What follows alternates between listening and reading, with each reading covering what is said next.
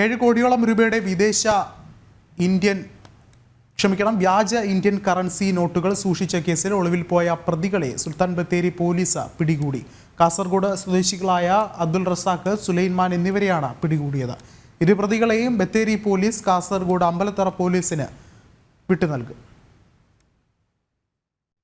ഇക്കഴിഞ്ഞ 20-ാം തീയതിയായിരുന്നു രഹസ്യ വിവരത്തിന്റെ അടിസ്ഥാനത്തിൽ കാസർഗോഡ് ബേളൂർ ഗുരുപുരത്തെ വാടക വീട്ടിൽ നടത്തിയ തിരച്ചിലിൽ 7 കോടി രൂപയുടെ കള്ളനോട്ടുകൾ പോലീസ് പിടിച്ചെടുത്തത്.